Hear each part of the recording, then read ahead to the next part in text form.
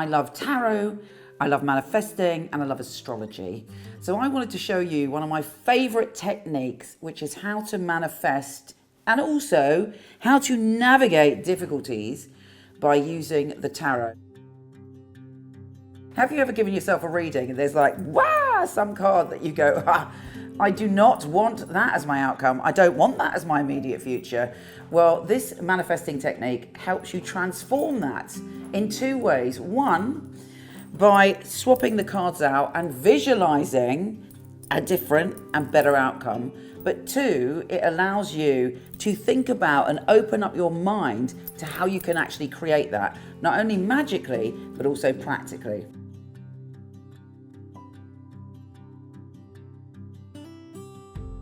So I'm going to demonstrate this so that you can use it in any reading. Let's do a general reading. Okay, it's just the way I do it. Cut it into three, put them back together again. Celtic cross. What is the central energy? The Four of Pentacles, the Ace of Cups. What is beneath us? The Nine of Swords. Behind us, the Eight of Swords. Above us, this is perfect actually. What could come into being? The Ten of Swords. We don't want that. Immediate future, the Nine of Wands. What's coming into being? What is in our home environment? Our hopes and fears. And the outcome. This is perfect because there's a couple of gnarly old cards in here, like the Ten of Swords and the Nine of Swords, that we can help transform our future with. And what's interesting is the Ten of Swords is in the position of what could come into being. So it empowers us even more to transform it so that it doesn't come into being and something more pleasurable and abundant does. So the first card, the Four of Pentacles, which normally means holding on tight. You've been hurt. Perhaps there's been some financial or emotional worries and you're just holding on for dear life here. But what's crossing that, for good or bad, in this case good, is the Ace of Cups.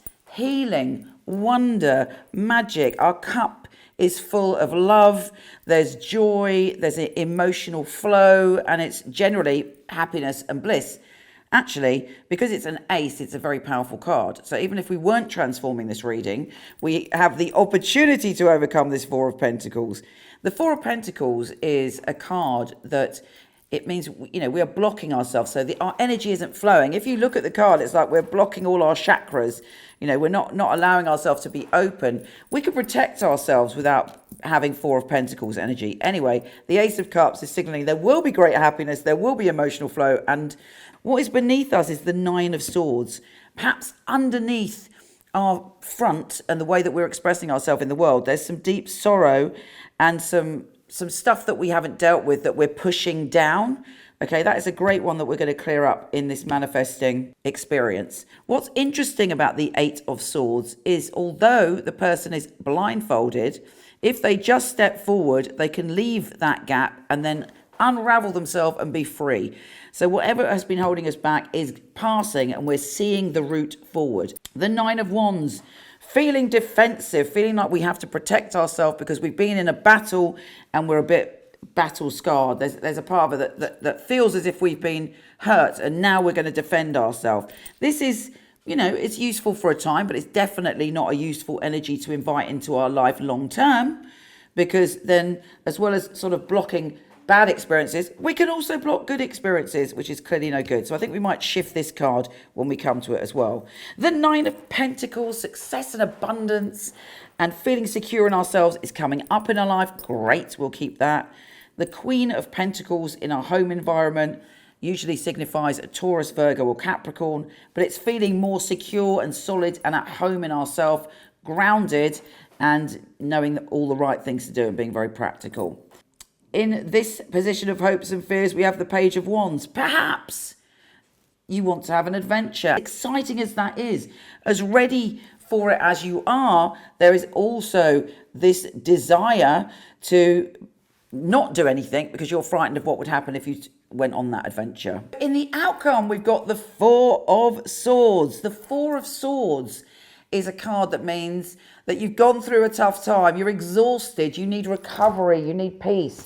You need to be able to, gather your energy up. But to do that, you've got to rest. Oftentimes when we're pursued in difficult situations, we're under pressure, we're feeling defensive, we're feeling trapped, we're having sleepless nights, it's difficult just to rest. But this card in the outcome is saying rest. Now, that's not necessarily a bad card, because take the rest. That's good advice. The next card in the outcome is the Eight of Cups. This is great. It's like, having rested, it's time to go and find the missing cup. It's time to go and look at what's missing in our life. And a quest and an adventure is coming. And there's the ability to go forward and open up your heart to the next adventure. And the card after that is the Three of Cups. I love that card. The Three of Cups is saying we're supported, we're loved, we're meeting the right energy and friendships to help us complete our task and our quest. And we will celebrate and support us when we do that. Of course, I realised subconsciously and unconsciously I missed a crucial card, the Ten of Swords, which is the card of what could come into being. Obviously, a highly unpleasant card, but one that we need to be aware of. Because what's worse than being betrayed? It's not knowing we're being betrayed, or people betraying us and us thinking they're great people. So this betrayal card is, useful in a reading, but obviously if we can minimize that, transform it, manifest a different outcome where we don't feel betrayed and that we are taking our power back in that situation, that's great. So that is going to be one of the first cards that I show you how to manifest and transform with. Okay, this general reading is, to me, about coming through a hard time, healing, recovering, and moving on. So that is great. But I want to deal with this card. I would like to remove that. You take it right out the deck. It's gone. And I'm going to replace it with the Ace of Wands. I want to fill in my unconscious power, fire, life force, and that real ability to adventure and to flow in the moment and to be impulsive.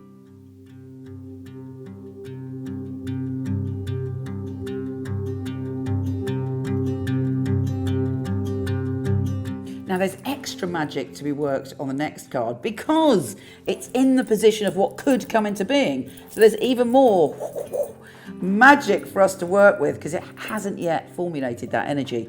And I am going to transform the Ten of Swords. We're feeling betrayed. Stabbed in the back. It weakens us, that kind of betrayal. And I'm swapping it out with the Strength card. So bye-bye, Ten of Swords. Hello, Strength card. With the Strength card there, no matter what happens, we know we have the strength to deal with it. And don't forget, it's a major arcana. So that is the magic of the deck. That's one of the 22 serious cards that always top the energy of the minor arcana. So Strength is a perfect card, I feel, to overcome that Ten of Swords situation. So we've got fire on the bottom, we've got strength at the top, and we are ready to not only deal with what's coming to us, but we're going to triumph.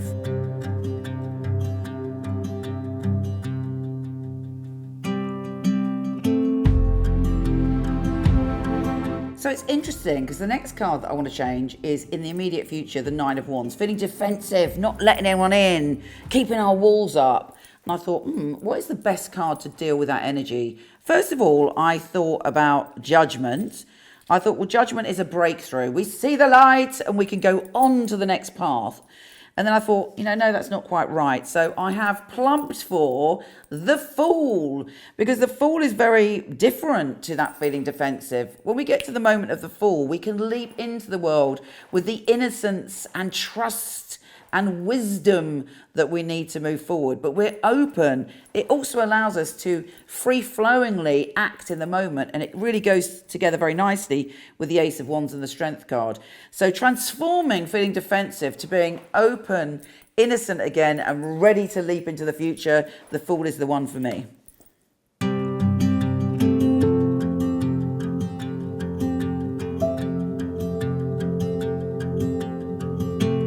Final card is the card in the outcome, which is the Four of Swords. But you've got to take it in. You need healing, you need resting, you need to recuperate to go on this fabulous new journey next year. But for me, that's a no-brainer. I'm going to swap that card out with the Star, because the Star is doing the same job, but it's healing us from the inside out. We're feeling that inspiration, and wow, look at that outcome now. We've got the Star, we've got the Eight of Cups, we've got the Three of Cups. We are healed, we are fulfilled, we're going on an adventure, we're surrounded by support.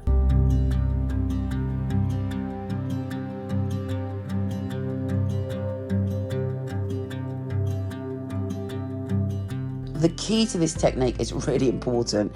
You're not pulling out a random good card and putting it on a challenging card.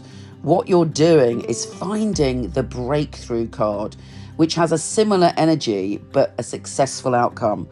And that's half the fun of this technique, actually, because it really gets you right in there to understand the tarot in a whole new way. This helps us deal with exactly what's going on now, what's around us, and what's immediately coming into being. Once you've done your reading, you've laid your cards down, really focus and see yourself in the future, healed, strong, holding this powerful life force ready for action. Feel the full energy there. You're ready to dive into the new and just allow yourself. I'm already experiencing it. This is a fabulous technique. You're also learning the tarot. You're learning about the energy of the cards. You're learning how to transform your life. You're dealing and thinking about the problems that you may have now, but also how to transform them. So, what's not to love? Give it a go. Try it for yourself.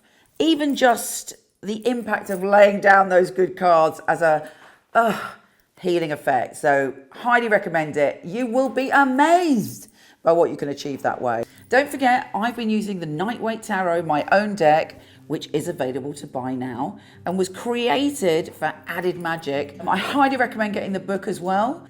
Interestingly, I was going to say, I created the Knight-Waite Tarot and the guidebook to learn about these techniques and learn how you can use tarot to transform energy. And out of interest, I was just looking at some of the cards that I changed, and I chose the 9 of Wands. I'm only going to read you a couple of sentences. But for the 9 of Wands, for instance, the solution is very much like the Fool, ironically. So I've written here, know that in what you see as your vulnerability lies your strength. Plan for a future where you can let down your guard and dance with life again. You are safe and you are free. So yeah, the Fool is definitely representative of that.